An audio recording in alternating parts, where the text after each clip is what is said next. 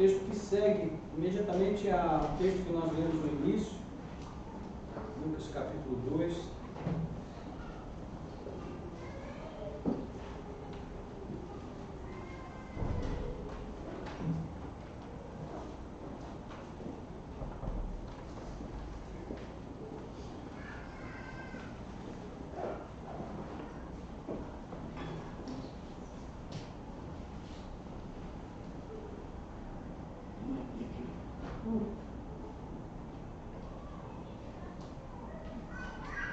Amém? Chegou lá? Nós vamos ler do verso 21 até o 38. Diz assim: ao se completarem 8 dias, quando o menino foi circuncidado, deram-lhe o nome de Jesus. Esse nome tinha sido dado pelo anjo antes de o menino ser concebido.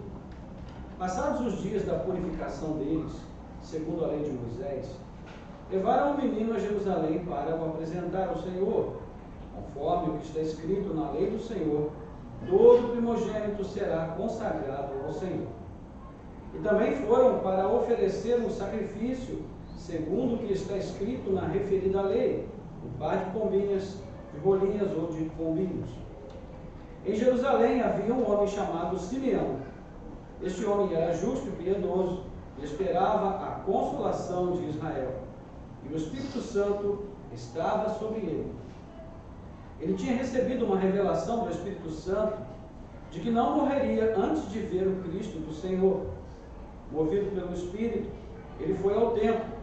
Quando os pais trouxeram o menino Jesus para fazerem com ele o que a lei ordenava, Simeão tomou nos braços e louvou a Deus, dizendo: agora, Senhor, podes despedir em paz o teu servo, segundo a tua palavra, porque os meus olhos já viram a tua salvação, a qual preparaste diante de todos os povos, luz para a revelação aos gentios e para a glória do teu povo de Israel. E o pai e a mãe do menino estavam admirados com o que se dizia a respeito dele. Simeão os abençoou e disse a Maria, mãe do menino: eis que este menino está destinado tanto para a ruína, como para a elevação de muitos em Israel, e para ser alvo de contradição, para que se manifestem os pensamentos de muitos corações. Quanto a você, Maria, uma espada atravessará a sua alma. Havia uma profetisa chamada Ana, filha de Fanuel, da tribo de Azer. Ela era bem idosa, tendo vivido com o marido 7 anos desde que tinha se casado. Agora era viúva de 84 anos. Ela não deixava o templo, mas adorava noite e dia com jejuns e orações. E chegando naquela hora, dava graças a Deus e falava a respeito do menino a todos os que esperavam a redenção de Jerusalém. Amém. Vamos orar. Nosso Deus e Pai, graças te damos pelo privilégio que temos de mais uma vez estar aqui diante da tua palavra, com liberdade para prestar culto a Ti, para ler a palavra do Senhor e para pregá-la, Senhor, sem restrições. Nós te agradecemos por este privilégio. Te agradecemos, ó Deus, pela alegria de podermos nos reunir em comunhão na Tua presença nessa noite, pelo fato de o Senhor ter enviado o Teu Filho ao mundo para morrer pelos nossos pecados e para trazer salvação a todo aquele que crê em Seu nome. Agora, Senhor, te pedimos, guia as nossas mentes e corações no caminho da Tua palavra, dá-nos o entendimento, a clareza, ó Deus, de mente e coração, para que nós possamos ser edificados, fortalecidos e encorajados pela pregação da Tua palavra. Abençoa-nos, portanto, nós te pedimos, em nome de Jesus. Amém. Amém. Irmãos, um dos desafios mais importantes da vida é o de sobreviver ao tempo de espera. Esperar é sempre um desafio para todos nós. Desde que o pecado entrou no mundo, os seres humanos foram todos condenados ao jugo da urgência. Nós passamos a ser dominados pelo pelo peso da urgência. Já nos primeiros anos de vida nós manifestamos essa necessidade de ter sem demora o que queremos, não é? E se aquele que pode atender o nosso querer demorar demais, mais além do que nós podemos suportar, o nosso limiar de tolerância pode suportar, imediatamente surge uma torrente de lágrimas, né? Que flui dos nossos olhos e em meio a gritos e grunhidos enervantes e ameaçadores nós deixamos os nossos pais loucos, né? E muitas vezes desejosos de puxar a cordinha e descer no próximo ponto. Mas, embora tudo isso seja engraçado, e de fato é, depois que os filhos crescem, a gente se lembra e conta as histórias e a gente até ri, né? Mas o fato é que nós crescemos e ao longo da vida nós continuamos a carregar esse fardo. Mas precisamos aprender a lidar com ele. Porque se quando crianças nós ainda não temos a compreensão necessária para aprender a lidar com a espera, quando adultos nós precisamos aprender a lidar com isso. E não é sem razão que muitas das formas de doenças que mais têm aumentado e também atingido cada vez mais pessoas, né, a cada ano, estão ligadas à ansiedade. Ansiedade que tem um significado muito amplo, mas que nós poderíamos definir justamente como uma perturbação da mente, que é causada também pela incerteza gerada pela espera. Então a ansiedade toma conta do nosso coração, isso provoca uma série de reações e de sequelas, digamos assim, na nossa mente, no nosso coração, e nós muitas vezes acabamos nos entregando ao desespero. Então esperar, portanto, nunca é fácil, né? Seja individualmente ou coletivamente, e nós podemos perceber isso na história da relação de Israel, que é o povo eleito do passado, com Deus, né? O que via de regra levou Israel a pecar?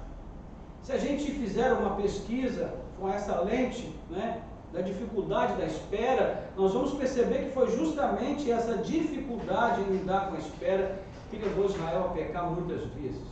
Especialmente quando o Deus que formou o seu povo e que lhe fez promessas grandiosas e gloriosas é alguém que segue rigorosamente o seu plano.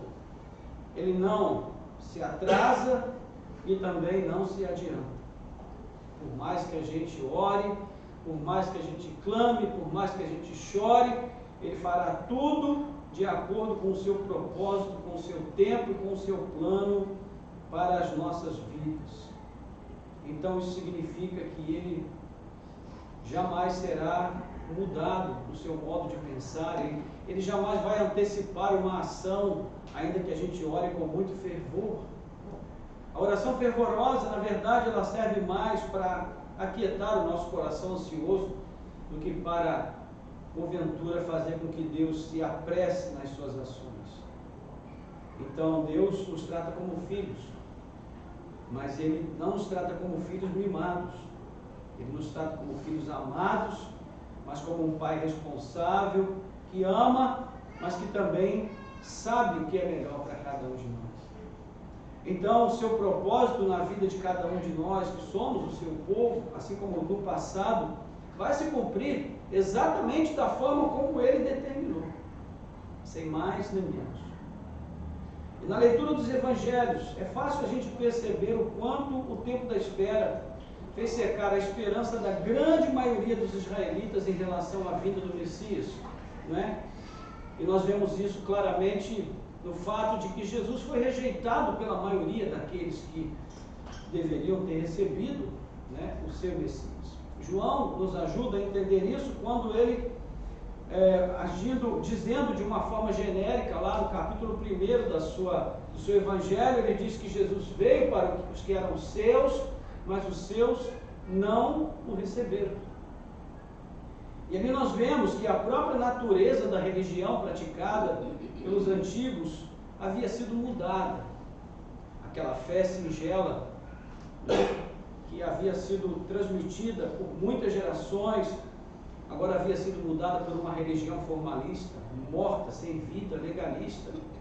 baseada em práticas que mais tinham a ver com a observância de regras que não tinham limite, não tinham fim, e que na verdade só serviam para o povo em si, porque os mestres da lei, os religiosos, os sacerdotes, os líderes, eles mesmos, segundo Jesus, não praticavam as regras que eles tanto passavam para o povo.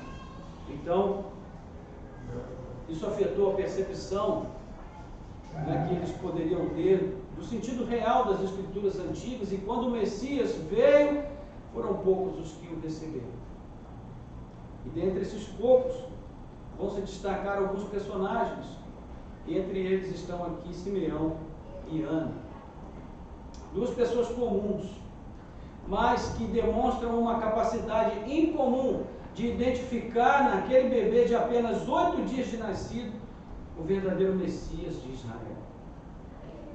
E ao ler esse texto, irmãos, me parece que um fato distingue esses dois da grande maioria das pessoas de sua época. Esse fato é que eles foram capazes de identificar o Messias porque haviam aprendido a lidar com o tempo da espera. Eles haviam aprendido a sobreviver à espera, que é uma coisa que muitas pessoas não conseguem, não é? Às vezes nós caímos antes que Deus possa cumprir o propósito que Ele estabeleceu para nós. Pois bem, nós também somos povo de Deus, nós somos a Igreja de Cristo, somos o novo Israel, e também lidamos com esses desafios relacionados ao tempo da espera. Então, eu penso que será valioso para nós aprender algumas lições que nos vêm das vidas desses dois personagens, Simeão e Ana. Amém? Então, vamos voltar aí ao nosso texto.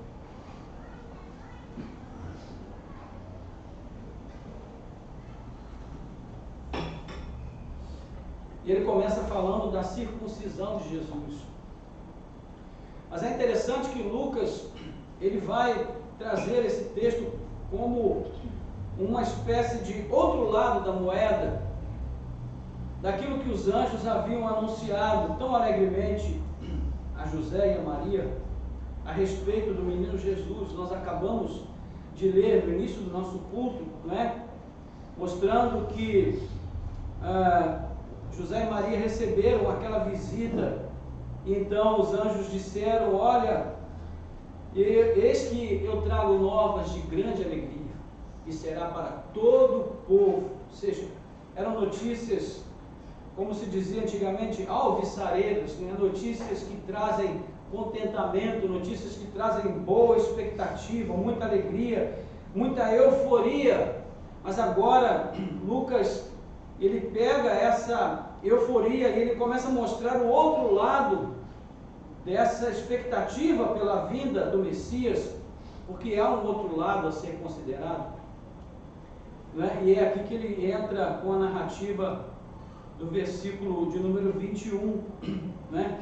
Depois que o texto diz que os pastores voltaram glorificando e louvando a Deus por tudo que tinham ouvido e visto, como lhes tinha sido anunciado. Então, ao se completarem 8 dias, quando o menino foi circuncidado, deram-lhe o nome de Jesus, e esse nome tinha sido dado pelo anjo antes de o menino ser concebido. Se você voltar lá no capítulo 1, você vai ver no anúncio do nascimento de Jesus, que esse foi o nome que havia sido determinado pelo anjo, que também anunciou a Maria, né, sobre o nascimento de Jesus.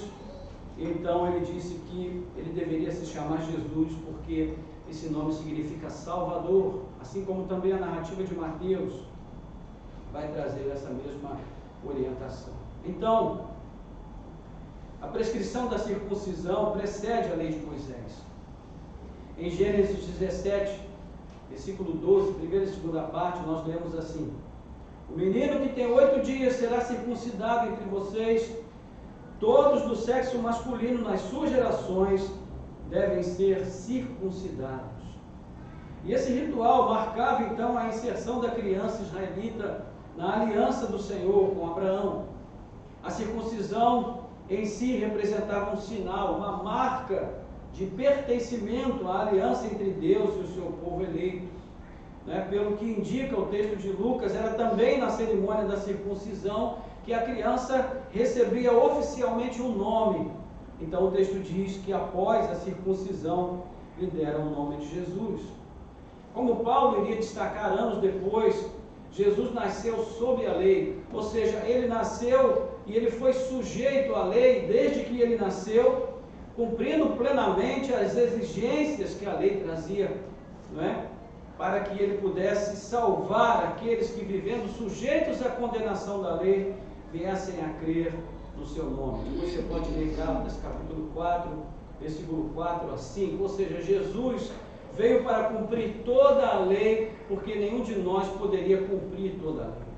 Nenhum de nós poderia satisfazer a justiça de Deus. Então Ele o fez por nós, para que nós pudéssemos receber a salvação, né, que vem da sua graça, da sua misericórdia. Então essa sujeição à lei se observa desde os primeiros dias de vida de Jesus, pela circuncisão, né, até o seu último dia de vida sobre a terra. Porque todos os passos de Jesus, as suas palavras e atitudes foram tomadas rigorosamente dentro daquilo que a lei prescrevia. Aí nós vemos o verso 21 a 24, que vão falar sobre a apresentação de Jesus. Né? Diz aí que, passados, 22 a 24 na verdade, passados os dias da purificação deles, segundo a lei de Moisés, levaram o menino a Jerusalém para o apresentar ao Senhor, conforme o que está escrito na lei do Senhor: todo primogênito será consagrado ao Senhor. E também foram para oferecer um sacrifício, segundo o que está escrito na referida lei, um par de rolinhas ou 2 pombinhos. Então, da mesma forma, se daria a apresentação de Jesus. Duas coisas vão acontecer simultaneamente aqui: a cerimônia de purificação de Maria e a apresentação de Jesus no templo. Sobre a purificação de Maria, em Levítico 12, de 1 a 4, a lei determina 40 dias de purificação para a mulher, em caso de dar à luz a um menino. Se fosse uma menina, ia lá para 60 e poucos dias. Esse período era o período em que as impurezas normais do parto seriam expelidas naturalmente do corpo da mãe, mas a purificação só seria realmente efetivada por meio de um ritual envolvendo sacrifício. E nesse ritual, a mãe, a família, a mãe, o pai e a mãe deveriam levar o cordeiro para o holocausto e um pombinho para o sacrifício pelo pecado. Mas se a família fosse pobre, então poderia ser aceito ou 2 rolinhas ou 2 pombinhos, um para o sacrifício, né, para o holocausto ao Senhor, e outro para o sacrifício pelo pecado. Então, essa foi justamente a oferta de José e Maria, o que mostra que eles pertenciam à classe pobre, né, como Jesus, que veio a este mundo como um homem pobre. Assim como Paulo vai dizer na carta aos Coríntios, que ele, sendo rico, se fez pobre para nos enriquecer da sua graça e da sua misericórdia. Louvado seja Deus. Então, em relação à apresentação de Jesus, em Êxodo 13, versículo 12, também está escrito: consagre-me todo primogênito, todo primeiro que sair do ventre de sua mãe entre os israelitas, tanto de homens como de animais, é meu. Então, de novo, Jesus estava, por meio da atitude diligente de José e Maria, cumprindo aqui as prescrições da lei. Embora fossem consagrados ao Senhor, os primogênitos, com exceção dos levitas, deveriam ser resgatados para que fossem livres da obrigação de servir no templo. Então havia um resgate que deveria ser pago, conforme Números 18, versículos 15 e 16 vai orientar, e o pagamento aí envolvia certa quantia. Nesse caso, nos dias de Jesus, seriam 5 ciclos de prata. Então provavelmente José e Maria tiveram que pagar esse valor também para resgatar Jesus, né, como primogênito. Então observamos que no tocante a Cristo, tudo foi feito de acordo com o rigor da lei. Na verdade, essa é uma das ênfases da porção que nós lemos aqui de Lucas, e nós veremos isso na sequência da narrativa, né? Mas seguindo aí, nós vamos ver então o primeiro reconhecimento público de Jesus, dos versos 25 a 38.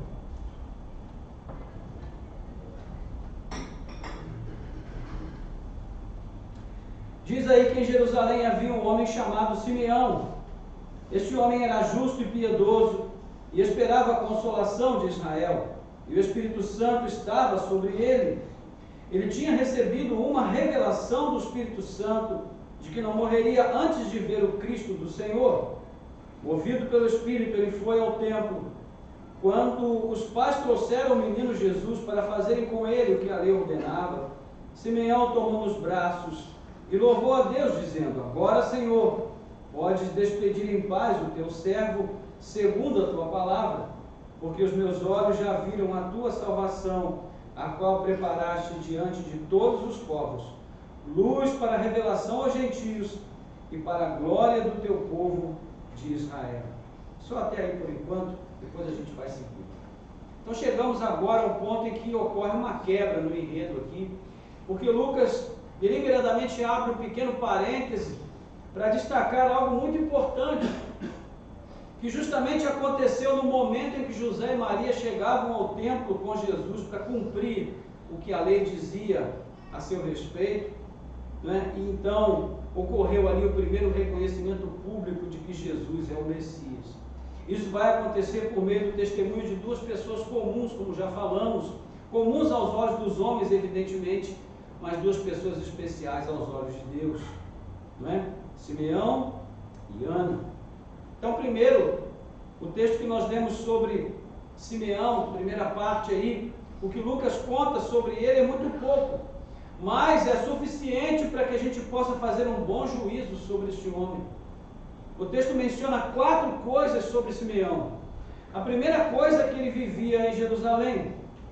O nome Simeão era um nome muito comum naquela região. Na Bíblia mesmo nós encontramos vários Simeões, né? O fato de não ter nenhum complemento mostra exatamente que ele era um homem comum. Mas, por viver em Jerusalém, Simeão tinha a vantagem de conhecer de perto o templo e até de frequentá-lo regularmente. Isso se confirma pelo que se diz da sua religiosidade, né? O que nos leva à segunda informação do texto, que diz que Simeão era justo e devoto, ou seja, ele era piedoso. O termo justo mostra como ele agia perante os homens. Ele era um homem reto, ele agia com justiça diante das pessoas, né? Mas a afirmação que ele era devoto já fala sobre como ele agia perante Deus. Então aqui nós temos, ao mesmo tempo, as obras de misericórdia e as obras de piedade, como o Wesley gostava de destacar. Ou seja, a nossa vida perante os nossos semelhantes e a nossa vida perante Deus. Perante os outros ele era reto, ele era justo, e perante Deus ele era piedoso. Então, ele cumpria com as suas obrigações religiosas de um modo disciplinado. Esse é o significado do termo piedoso nesse caso. A terceira afirmação, né, sobre Simeão é que ele esperava a consolação de Israel. O que isso significa? Bom, isso é bem significativo por 2 razões. Primeiro,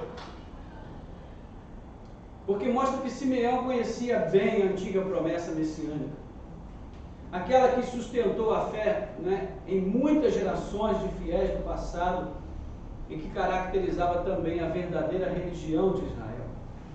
A esperança do libertador que deveria vir ao mundo para trazer a restauração ao seu povo. Então, isso é muito importante aqui no texto, né? O fato de Simeão estar esperando a consolação de Israel. Por quê? Porque havia uma previsão de que antes da vinda desse libertador haveriam muitos ais. Os ais que são descritos lá nos livros do profeta Isaías, por exemplo, nos escritos de Isaías, não é? No capítulo 10, por ali, em outros momentos. Então, essa consolação viria justamente para trazer alívio sobre estes ais. Simeão levava em conta este fato, mas ele também levava em conta a própria decadência de Israel como nação. Israel vivia como escravo, não como escravo, mas vivia numa condição de um país ocupado por uma nação estrangeira. Israel era um povo sem pátria naquele momento. né, que estava sujeito ao Império Romano e também sujeito a uma religiosidade que havia deturpado completamente os valores de um povo que viveu à sombra da vontade de Deus lá no passado. Então, daí vem a segunda razão, né, importante, que é o peso das palavras de Simeão, no termo usado para falar de sua espera pelo Consolador, tem aí o sentido de uma espera ansiosa, de uma grande expectativa. Seria algo como a espera atenta e interessada. A ansiedade aqui não tem o sentido de angústia, de perturbação da alma, como nós vimos, mas no sentido de uma boa expectativa. É o mesmo termo usado para Jesus, quando diz que ele desejou ansiosamente partilhar a ceia com os discípulos naquela última noite. Então, é um desejo bom, é uma expectativa boa no coração. É uma espera vigilante, diligente. E a quarta informação sobre Simeão é que o Espírito Santo estava sobre ele. Isso daqui é fantástico, porque essa afirmação é muito comum no Antigo Testamento. Mas é a primeira vez que nós vemos essa informação a respeito de alguém no Novo Testamento. É certo que o anjo havia dito que o Espírito Santo viria sobre Maria, cobriria com a sua sombra e que ela seria fecundada pelo Espírito e que o ente que deveria nascer dela, por isso, seria santo. Mas, no caso de Simeão, é diferente.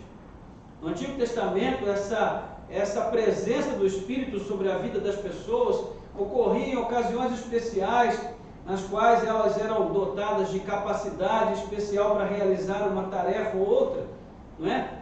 Mas no caso de Simeão, o texto dá a entender que o Espírito estava sobre ele constantemente, e mais, que o Espírito realmente dirigia os seus pensamentos e as suas ações.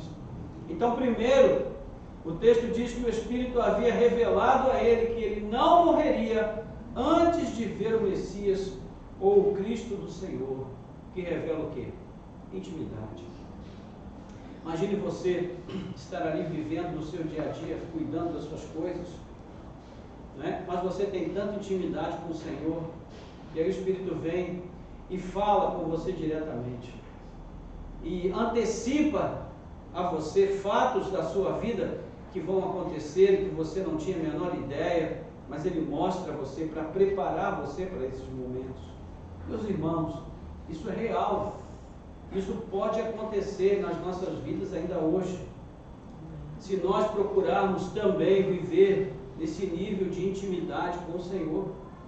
Se isso foi possível na vida de Simeão, que era um homem que ainda não havia conhecido a Jesus, imagine para nós, que recebemos o Espírito Santo sobre as nossas vidas, que temos o Espírito Santo vivendo em nós. Imagine o quanto isso pode ser significativo quando nós realmente damos vazão a essa presença do Espírito Santo em nossas vidas, né? A segunda, o aspecto importante aqui a respeito disso, né, é que o Espírito Santo também o moveu, literalmente conduziu Simeão, o impulsionou a ir ao templo justo quando José e Maria chegavam para apresentar Jesus. Isso fala também da sensibilidade que ele tinha para ouvir a voz do Espírito e fazer aquilo que o Espírito direcionava. Porque às vezes a gente tem intimidade, mas a gente não tem sensibilidade para ouvir claramente o que o Espírito está falando e entender o que ele está nos dizendo num momento ou em outro. E às vezes nem precisa de palavras, pode ser até com silêncio. Porque Deus é tão maravilhoso que até o silêncio dele fala com a gente. Basta que a gente tenha ouvidos para ouvir, não é? Então, irmãos, uma observação importante aqui para a gente só focar o que havíamos adiantado lá atrás, é que Lucas vai fechar o ciclo de referências à lei, sempre conectando, né, a ela as práticas de José e Maria com relação a Jesus. Então, nos versículos 22 a 24, nós vimos que a purificação foi feita segundo a lei de Moisés, que eles iriam apresentar o Senhor conforme está escrito na lei do Senhor. Eles foram oferecer sacrifícios segundo o que está escrito na referida lei, E por fim, aqui ele afirma que os pais o trouxeram para fazer o que com ele constava da lei, ou seja, o que a lei ordenava. Então, conforme havíamos destacado, Jesus nasceu e viveu, desde os seus primeiros dias até o seu último dia, cumprindo rigorosamente as exigências da lei de Deus. Por isso é que ele é chamado de justo com todo mérito. O apóstolo Paulo vai dizer que Deus olhou para a terra, procurou um justo, sequer não encontrou nenhum. Por isso ele enviou seu filho, porque o seu filho é o justo que ele procurava e não encontrou. E é justamente na justiça de Cristo que nós também somos justificados, louvado seja Deus. Amém? Então você é justo, não porque você tem justiça própria, mas porque Cristo justifica você. Louvado seja Deus. Mas o que Simeão vai revelar a Maria a respeito desse bebê, irmãos, é perturbador. Porque quando Simeão toma um menino nos braços, ele é movido a orar em ações de graças. E duas coisas chamam a atenção nesta oração de Simeão. A primeira coisa é o caráter intensamente devocional da oração. Ao ver o menino, Simeão se considera pronto a morrer. Ele diz: Senhor, agora pode despedir em paz o teu servo, porque os meus olhos já viram a salvação de Israel. Veja bem, isso não quer dizer necessariamente, irmãos, que ele já fosse velho. Toda vez que a gente lê esse texto, a primeira coisa que vem à nossa mente é que Simeão já estava caindo pelas beiradas, como a gente costuma dizer. Já estava com o pé na cova. Não, Simeão já estava morrendo, ele só estava esperando ver Jesus. Mas o texto não diz que ele era velho. Só diz que o Espírito havia revelado a ele que ele não morreria antes de ver a salvação, a consolação de Israel. Isso foi dito também, algo semelhante para Jacó. E Jacó era muito novo na época, e depois ele viveu muito tempo, até chegar o dia da sua morte. Então, o fato aqui é que, de acordo com o texto, a maturidade espiritual de Simeão nos mostra que ele era sim uma pessoa que tinha uma boa idade, mas isso não quer dizer que fosse alguém à beira da morte. O que nos chama a atenção é que, assim, ao julgar pelas suas palavras, para ele o sentido de viver deve estar ligado às coisas do alto. O sentido da vida deve estar ligado a uma relação com Deus, com as coisas de Deus. Então, se eu vivo aqui neste mundo por alguma razão, por algum propósito, esse propósito tem necessariamente que estar ligado à minha relação com Deus.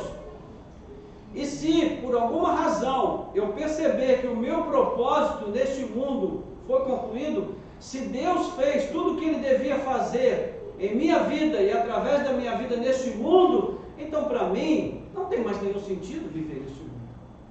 É isso que ele está dizendo aqui. Agora você percebe a profundidade disso? Você percebe até onde isso nos leva, irmãos? Isso nos leva a compreender que na percepção de Simeão, a nossa vida neste mundo só tem sentido, razão, lógica. Ela só tem propósito, só vale a pena se for vivida para Deus, para fazer a vontade de Deus, para expressar a glória de Deus. É isso que ele está nos ensinando aqui. É por isso que ele diz: Senhor, agora pode despedir o teu servo em paz. Infelizmente, não é isso que acontece conosco. A maior parte do tempo a gente está assim: Senhor, aguenta aí, deixa eu viver só mais um pouquinho, porque eu ainda tenho que fazer tanta coisa nessa vida, eu tenho que acabar de criar os meus filhos, construir minha casa, arrumar não sei o quê, ajeitar meu cachorro ainda não morreu, meu carro, minhas dívidas, minha família, não sei o que e tal, e a gente está preocupado com tantas coisas. E nós queremos que o Senhor abrevie a nossa morte para que a gente possa dar conta de todas elas. E lá no final da fila, então a gente coloca alguma coisa relacionada a Deus, para que nós não fiquemos com a nossa consciência pesada. Isso, irmãos, é via de regra o que acontece na vida de todos nós. Mas a mensagem de Natal para nós, que Simeão nos traz e nos ensina, é que não existe nada mais urgente, mais importante, e não existe nada que possa dar maior sentido às nossas vidas, à nossa existência neste mundo, do que viver uma vida comprometida com os planos de Deus, com os propósitos de Deus. Ou seja, o que a vida teria de mais interessante ou importante a ser visto, além de ver o Messias, ainda que fosse numa forma tão resumida, né? Uma amostra grátis do Messias, vamos dizer assim, uma criança de 8 dias, foi o que Simeão viu, mas ele disse: Senhor, não tenho mais nada para ver agora, já vi tudo que eu tinha para ver de importante. E quando ele toma aquela criança nos braços, né, ao mesmo tempo, ele sabia que naquele pequeno bebê estavam postas todas as expectativas dos tempos e das eras de um mundo de paz, de liberdade e de alegria. Então tudo isso resume, irmãos, na palavra salvação. Ele diz: pode despedir o teu servo, pois os meus olhos já viram a tua salvação. Esta salvação foi preparada para ser revelada aos olhos dos povos. E a segunda coisa que chama a atenção aqui é a precisão teológica dessa oração. Porque Simeão identifica em Cristo de um modo muito assertivo, né, o papel claro que ele tinha, que no passado havia sido atribuído a Israel e para o qual Israel havia falhado. Né? Está aí no verso 32, quando o texto vai dizer assim: luz para a revelação aos gentios e para a glória do teu povo de Israel.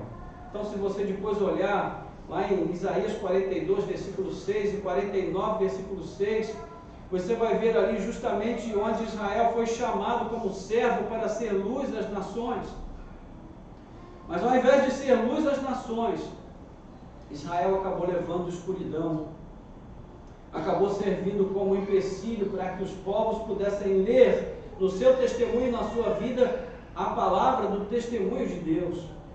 Então Simeão vê naquele menininho de 8 dias o verdadeiro servo e a verdadeira luz aos povos. Amém. Não apenas aos judeus, mas também aos gentios. Isso quer dizer a todos nós que viríamos depois a crer no seu nome. Louvado seja Deus. No entanto, irmãos, a parte mais desafiadora da conduta revelatória de Simeão a José e a Maria ficou para a parte final aqui da interação entre eles, nos versos 33 a 35, leia comigo aí. E o pai e a mãe do menino estavam admirados com o que se dizia a respeito dele. Eles já estavam admirados, mas ainda viria mais. Simeão os abençoou e disse a Maria, mãe do menino: eis que este menino está destinado tanto para a ruína, como para a elevação de muitos em Israel, e para ser alvo de contradição, para que se manifestem os pensamentos de muitos corações. Quanto a você, Maria, uma espada atravessará a sua alma. Pense, imagine isso. Imagine se o homem de Deus pegasse uma dessas nossas criancinhas aqui, né, de meses de nascido, um ano, e dissesse para vocês que são os pais: olha, essa criança está posta para a queda e elevação de muitos. E se ele dissesse para a mãe: mãe, uma espada vai atravessar a sua alma. Imagine isso. E aqui está o outro lado do anúncio de alegria trazido pelos anjos. Porque muitas coisas vão acontecer aqui, não é? E 2 fatos vão se destacar. A primeira é que a presença de Jesus entre os homens vai separá-los em dois grupos. Os que se levantam e os que caem por meio de Cristo. Ele vai revelar o que está no coração dos homens, e a sua vida e as suas palavras vão confrontar as falsas certezas que os homens têm no coração. Então muitos diante disso crerão nele, se entregarão a ele, e esses são os que se levantarão, que ficarão de pé. Outros, porém, reagirão com rebeldia, vão desprezá-lo e não vão aceitá-lo como seu Senhor, e estes são os que caem, são aqueles que cairão. Então, também, o segundo ponto é que todas as alegrias alegrias anunciadas nas palavras dos anjos que anunciaram o nascimento de Jesus, agora vão ser contrastados com a revelação precoce da forma da sua morte. Uma lança o transpassará. Assim a própria alma de Maria, que estava ali aos pés da cruz, segundo o relato de João, também será transpassada. Você que é mãe sabe, né? Os nossos filhos podem ter 5 meses, 5 semanas, 5 dias, 5 meses, 5 anos, 50 anos, mas sempre serão nossos filhos. Nós sempre sofreremos por eles, em qualquer etapa da vida. E o sofrimento deles sempre será o nosso sofrimento. É disso que se trata aqui o texto de Lucas. É isso que Simeão está dizendo para Maria. Maria, a sua alma será transpassada quando o seu filho for transpassado. Não sabemos se Simeão tinha noção do que ele estava dizendo. Não sabemos se ele tinha consciência disso. Mas era isso efetivamente que ele estava dizendo para Maria.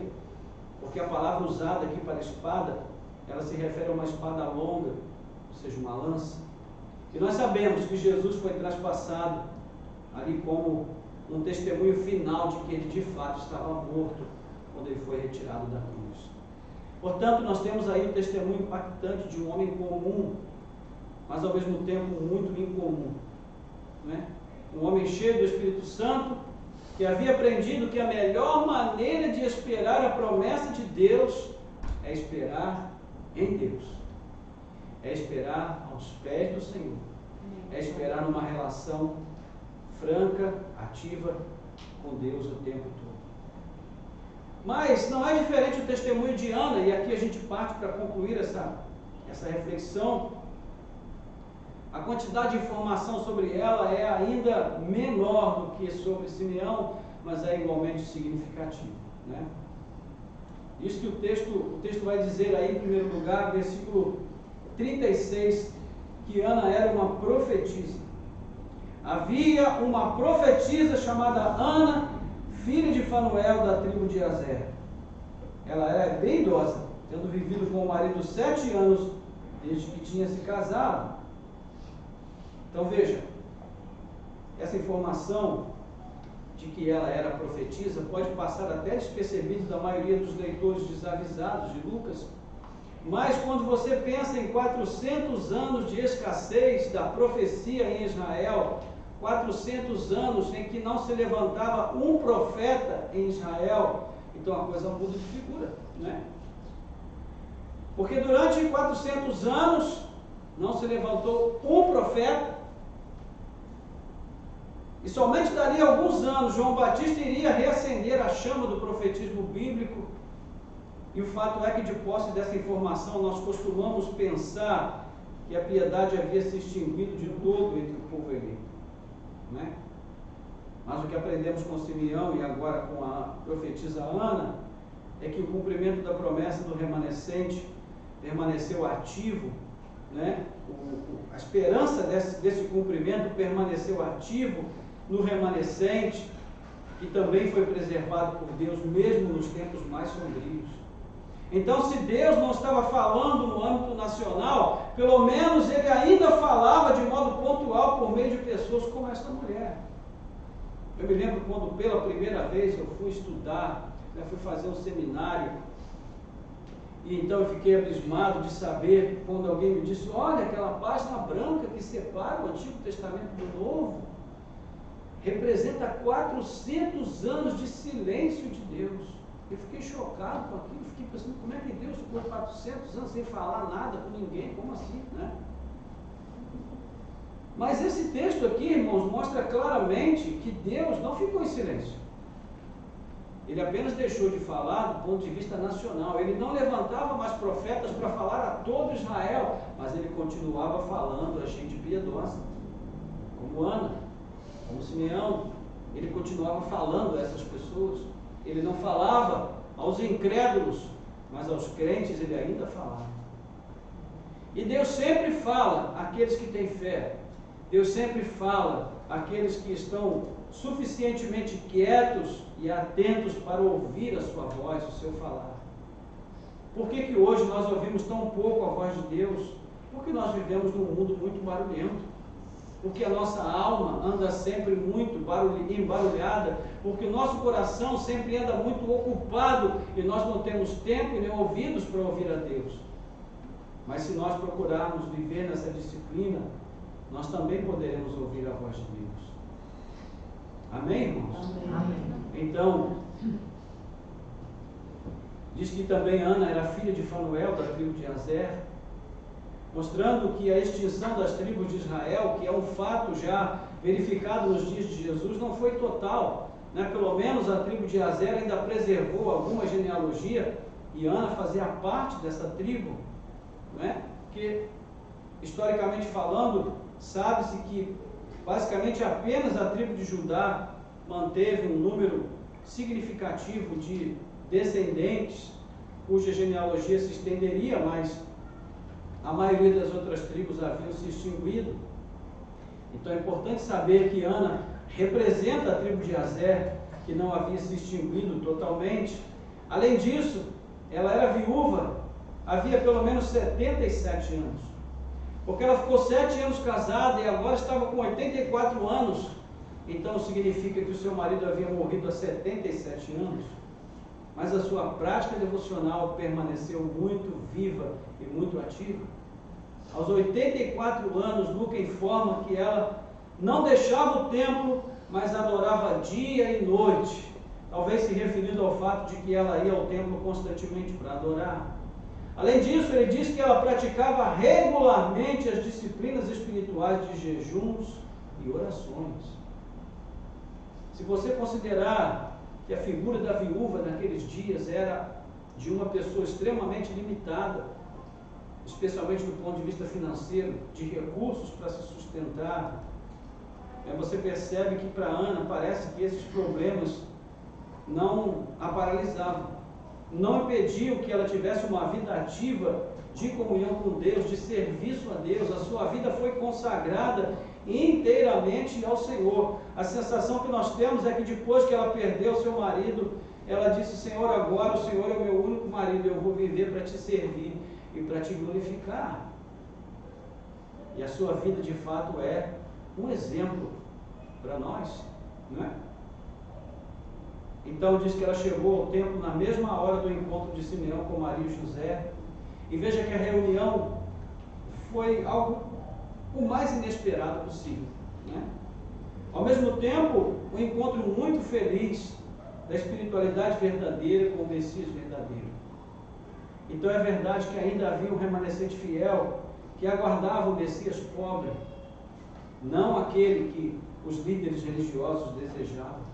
Isso não é um problema para Simeão e para Ana. Eles não ficaram ali atentos aos 2 pombinhos que foram levados, porque eram pobres os pais, o fato de Jesus ser pobre. Não, para eles nada disso importou. Para eles o que importa é o que o Espírito havia falado com ambos, é a direção que eles receberam da parte de Deus para identificar naquele menino o verdadeiro Messias de Israel.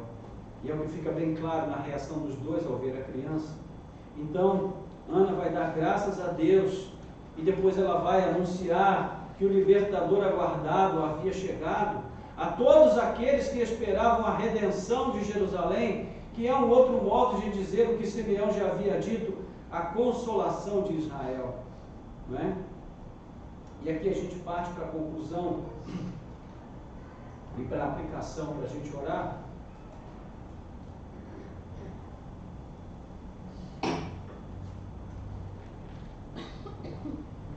É muito significativo o fato de Lucas começar o seu evangelho dando tanta ênfase ao templo. E se você parar para fazer uma leitura atenta, lá no último capítulo de Lucas, você vai ver que o último versículo se refere ao templo. Aqui ele diz que Ana e Simeão tinham acesso constante ao templo, que eles faziam questão de estar no templo, adorando a Deus, servindo a Deus. E lá no último versículo ele diz que os discípulos que haviam sido advertidos por Jesus: não deixem Jerusalém até que sejam revestidos de poder, diz que eles viviam constantemente no templo. O fato de nós lermos textos como João capítulo 2, e depois no desenrolar da narrativa, a forma como Jesus lida ali com o templo, nós temos a sensação, e é uma sensação errada, um entendimento errado que a gente tem, de que Jesus não estava nem aí para o templo, de que Jesus não atribuía importância ao templo, mas isso não é verdade, irmãos. Tanto não é verdade que Jesus pregou muitas vezes nas sinagogas, e ele foi ao templo algumas vezes.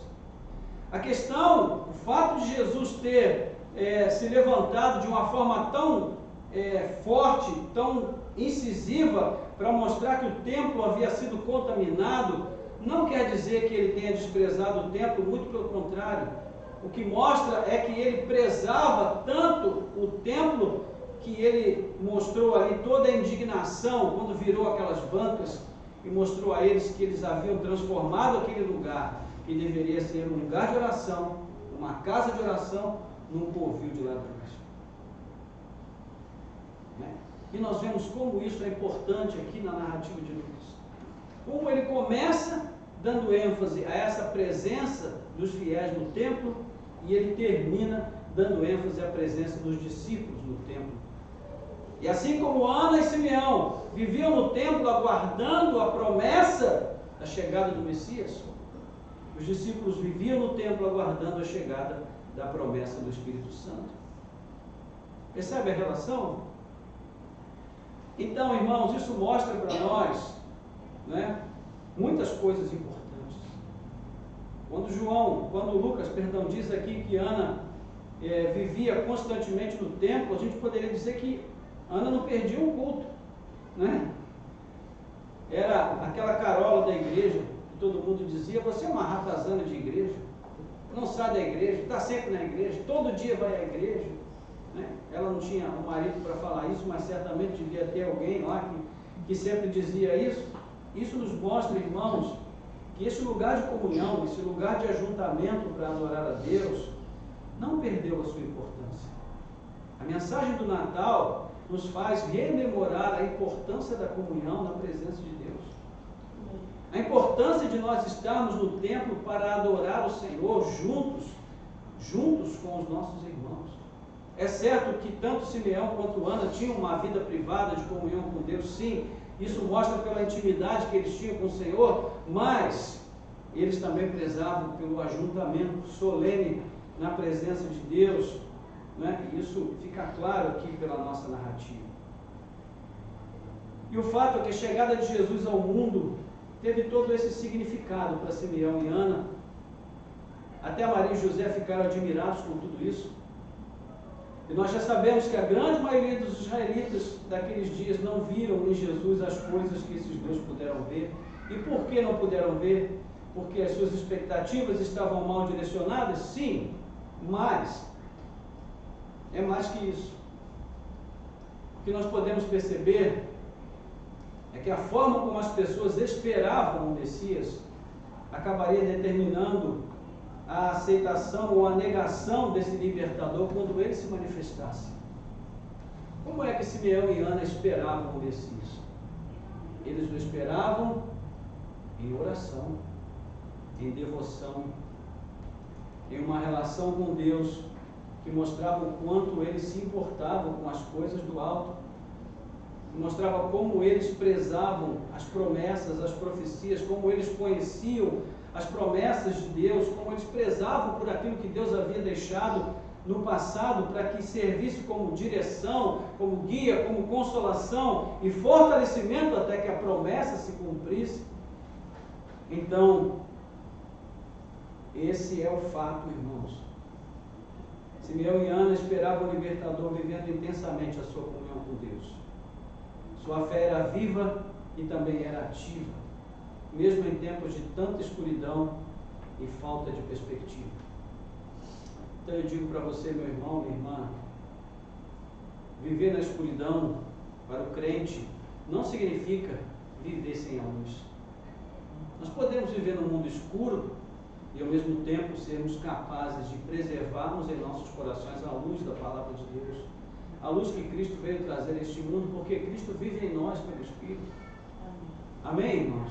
Amém. Então, a questão que é importante para nós é perceber que nós não podemos determinar a nossa fé pelas circunstâncias, como nós sempre dizemos aqui, mas que nós devemos fazer uma leitura da circunstância com a lente da nossa fé, com aquilo que a palavra de Deus nos ensina. Caso contrário, nós seremos do tipo de pessoas que vamos acreditar ou não, que vamos ter fé ou não, de acordo com aquilo que as circunstâncias ditam para nós. Então é importante que a gente aprenda essas lições com esses fiéis do passado que nos deixam um testemunho tão maravilhoso, tão especial, não é?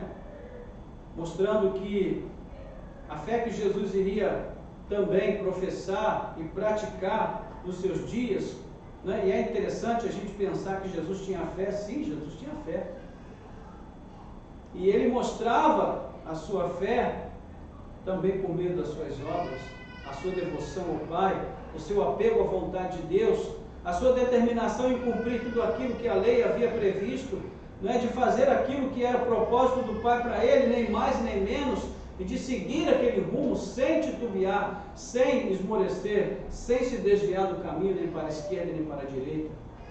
Parece que a influência da vida de homens como Ana e Simeão, de pessoas como Ana e Simeão, fizeram muita diferença na vida de Jesus. Então, é claro que ele era o Filho de Deus, sim, mas a Bíblia nos mostra claramente que ele precisou aprender como um ser humano comum tudo que ele aprendeu e viveu. É isso que nos ensina, pelo menos Hebreus capítulo 2, Hebreus capítulo 5 e outros textos da palavra, né, que nos diz, aqui por exemplo no verso 40, que o menino crescia e se fortalecia, enchendo-se de sabedoria, e a graça de Deus estava sobre ele. Ou seja, havia um processo. E é isso, irmãos, que tem faltado para a igreja nos nossos dias. Nós nos esquecemos da importância do processo. Nós só conhecemos 2 pontos, o início e o fim. Então, mal nós começamos, já queremos chegar ao final. Mas, meus irmãos, o mais importante é o processo.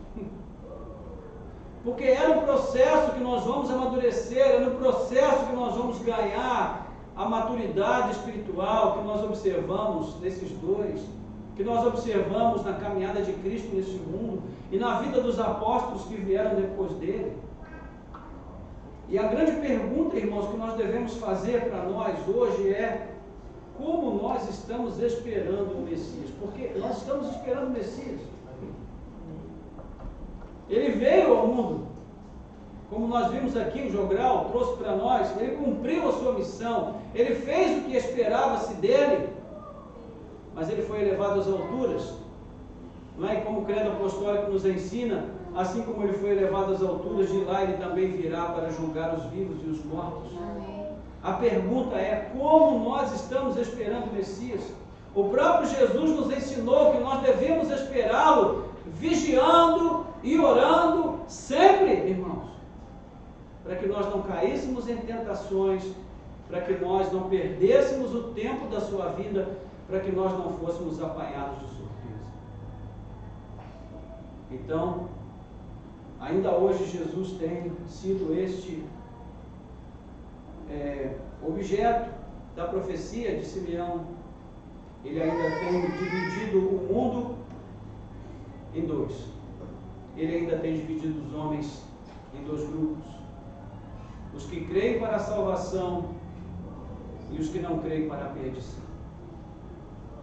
Os que têm revelado os segredos mais íntimos dos seus corações e aproveitam essa oportunidade para se entregarem a Cristo, viverem uma vida com Ele, e também na sua caminhada procurarem, através da piedade, através de uma vida reta, de obediência à vontade de Deus, fazer aquilo que lhes cabe, numa relação viva e ativa com o Senhor. Ou seja, esperamos, mas não esperamos deitados, não esperamos prostrados, esperamos servindo, esperamos agindo, esperamos crendo, esperamos confiando plenamente na vontade soberana e no propósito de Deus para nós. Mas existem aqueles que ficam chocados demais quando são confrontados, que não querem ser expostos, que se julgam justos por si mesmos e por isso não se deixam ter, né, em Cristo Jesus, não se deixam estar em Cristo Jesus, simplesmente quebrantados e prostrados, tomando sobre si o jugo suave, né, e o fardo leve que Jesus tem a oferecer. Essas pessoas estão se perdendo e se perderão, porque não existe outro caminho, não existe outra verdade, não existe outra maneira de chegar a Deus a não ser por meio do seu Filho amado. Então, irmãos, a título de aplicação, eu gostaria de trazer para nós esses princípios básicos que nós aprendemos com Simeão e com Ana. O primeiro princípio é que nós devemos recuperar o nosso amor pela casa de Deus. Nós devemos recuperar o nosso amor pela comunhão dos santos, pela oportunidade de estarmos na presença de Deus junto com os nossos irmãos, porque isso nos fortalece, isso nos encoraja, isso nos traz de volta, né, o que de fato significa ser igreja na presença de Deus. Infelizmente, nós estamos vivendo um mundo individualista cada dia mais. As redes sociais, longe de aproximar as pessoas umas das outras, estão transformando os seres humanos em criaturas cada vez mais individualistas, cada vez mais egoístas, cada vez mais egocêntricas e também enganadas a seu próprio respeito. Na igreja não é diferente, nós temos sido afetados, as pessoas acreditam piamente que elas podem servir a Cristo em casa, que elas não precisam da comunhão, mas irmãos, isso é uma mentira de Satanás que está contaminando muitos corações. E quando as pessoas se dão conta do que aconteceu, já aconteceu, e elas já não têm mais nenhuma disposição de voltar e permanecem prostradas. Então, o primeiro ponto que eu gostaria de destacar é esse, meus irmãos. Vamos pedir a Deus que Ele possa despertar em nossos corações um novo amor pela comunhão, um novo amor pela sua casa, né? E esse lugar só é a casa de Deus quando nós estamos reunidos aqui. Quando não tem ninguém aqui, isso daqui é só um edifício, é só uma construção, mas não é a casa de Deus. Amém? Amém. Assim como você só é igreja quando você está junto comigo, eu só sou igreja quando eu estou junto com você. Sozinho não sou igreja. Eu sou o templo do Espírito, mas não sou igreja. Nós somos igreja somente quando nós estamos reunidos. A segunda coisa importante, irmãos, que nós precisamos também recuperar é a sede de Deus. É este anseio pela presença do Espírito Santo em nossas vidas. Não uma presença eventual, mas uma presença constante. Uma presença que vem nos inspirar, uma presença com a qual nós tenhamos intimidade, uma presença que desperte em nossos corações a sensibilidade, que nós possamos ouvir a sua voz, que Ele venha dirigir as nossas vidas. Que nós não façamos as coisas somente com o nosso pensamento, com a nossa vontade, com o nosso querer, mas segundo uma direção clara de Deus para nós. E o terceiro e último ponto que eu quero destacar aqui na aplicação, né, tem a ver com essa questão da compreensão, né, da razão efetiva para a qual nós existimos. Porque todas as outras duas, né, todos os dois pontos que a gente abordou aqui na aplicação só terão realmente concretude na nossa vida se esse terceiro ponto ficar muito claro para nós. Irmãos, nós existimos para Deus. Nós fomos criados para Deus. A nossa vida só tem sentido neste mundo, o sentido real, e o sentido que vai deixar, né, a história e adentrar a eternidade, se nós realmente estivermos vivendo para Deus, vivendo para a glória de Deus, em tudo que nós fizermos, seja nos afazeres diários, no trabalho, nas atividades corriqueiras do dia a dia, seja no momento em que a gente vem para a igreja, não é? Se eu estou me preparando para vir ao culto, eu faço isso com a plena consciência de que eu estou me preparando para glorificar a Deus junto com os meus irmãos. Então eu vou fazer o meu melhor. Se eu tenho compromisso, não é, com o reino de Deus, com os meus irmãos, se eu tenho compromisso de servir a Deus, eu farei isso com toda a determinação, eu vou me planejar, eu vou me preparar para isso, porque a minha vida existe para esse fim. Esse é o propósito da minha existência. Então, como eu vou fazer disso algo eventual? Como eu vou fazer disso algo dispensável? Como eu vou pensar assim, bom, se eu não tiver mais nada melhor para fazer, então eu vou. Irmãos, isso não é cristianismo. Isso é a mesma religião morta, frívola, fria, sem vida, que os escribas e fariseus praticavam. E é justamente essa religião, essa forma de religiosidade, o que tem prevalecido na vida de muitos cristãos nos dias de hoje. Então nós precisamos aprender com Simeão e Ana a voltar e a recuperar, né, essa verdadeira fé e essa verdadeira espiritualidade que nós precisamos colocar em prática nas nossas vidas.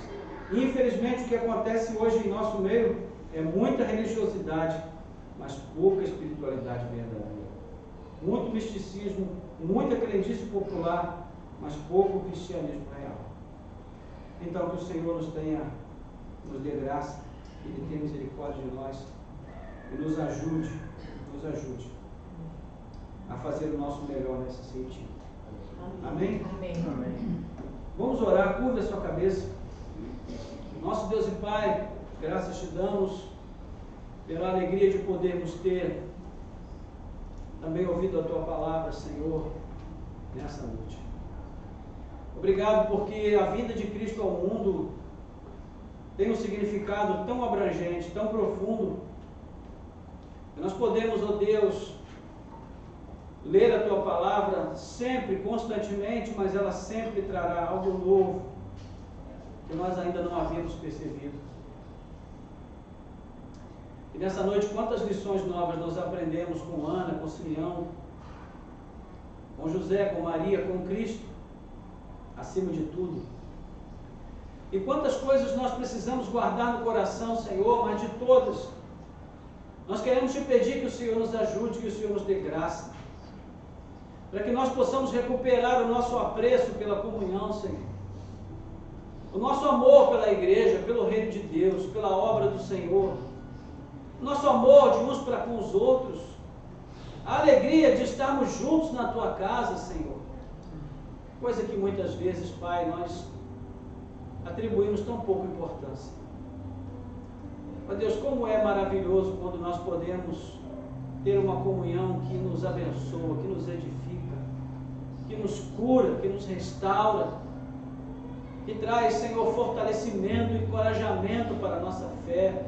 Como é bom, Senhor, a gente poder saber que existe um ombro amigo, Senhor, de um irmão, de uma irmã, para a gente poder chorar na hora que está desesperado, na hora que está aflito. Mas como nós teremos isso, Senhor, se não estabelecemos vínculos profundos, vínculos reais, vínculos verdadeiros, Pai? Não como um clube, mas como um lugar onde as pessoas que conhecem a Ti e que conhecem a Tua palavra se juntam para compartilhar das experiências que têm tido com o Senhor na comunhão dos santos. E podem falar de coisas corriqueiras, triviais, sim, mas que têm como o maior prazer falar a respeito das coisas do alto, as coisas de Deus. Senhor, como isso tem sido apartado de nós, meu Pai. Quando nos reunimos, Senhor, nós falamos de tanta coisa e falamos tão pouco do que temos experimentado na Tua presença, Senhor. Será que isso, Senhor, não é porque nós temos experimentado tão pouco de Ti? Isso nos leva, Senhor, ao nosso segundo pedido, que o Senhor desperte nos nossos corações a sede, a fome pela comunhão com o Teu Espírito. Ó Deus, nós estamos conformados, Senhor, nós confessamos que estamos conformados, Estamos conformados com uma vida religiosa, Senhor, tão fria. Ó Deus, tão sem expressão, Pai amado. Não temos mais, Senhor, facilidade para sentir a Tua presença em nosso meio. E às vezes, Senhor, a nossa vinda à igreja, Senhor, é feita apenas para cumprir uma formalidade, como se fosse um clube, um lugar onde nós vamos, porque ali temos apreço por pessoas, nós gostamos do irmão, da irmã, temos amizades, mas a pessoa mais importante de todas, já não temos tanto apreço assim por ela, quanto deveríamos ter. Ah, Senhor, tira toda a frieza do nosso coração, Pai amado. Tira toda a apatia da nossa alma, Senhor.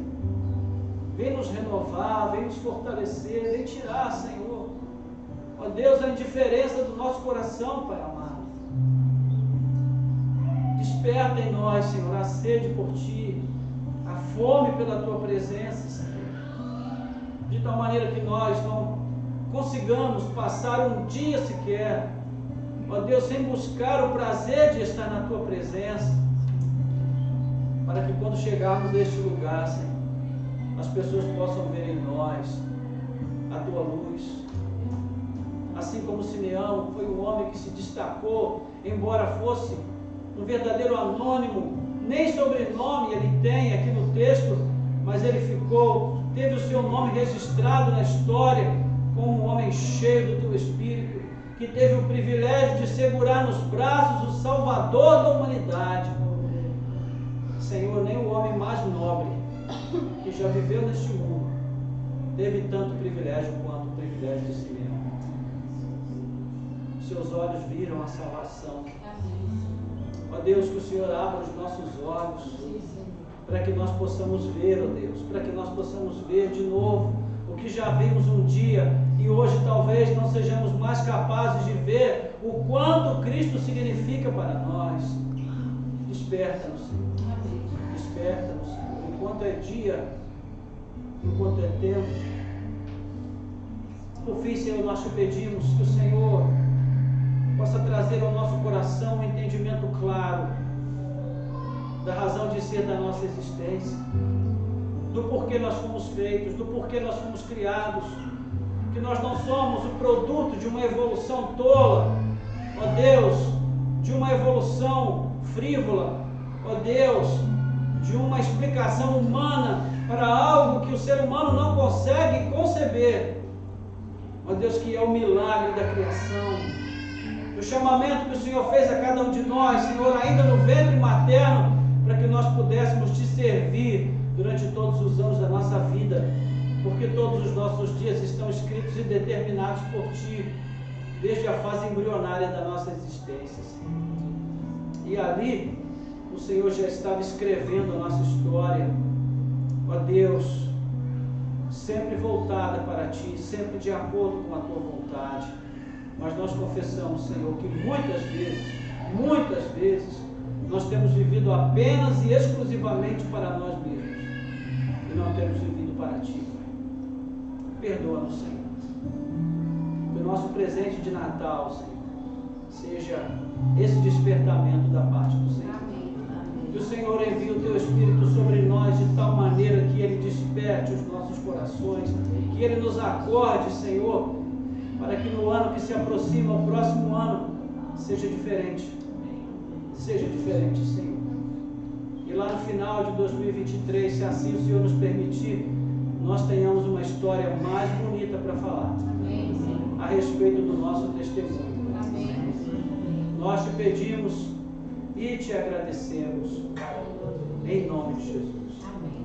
Amém.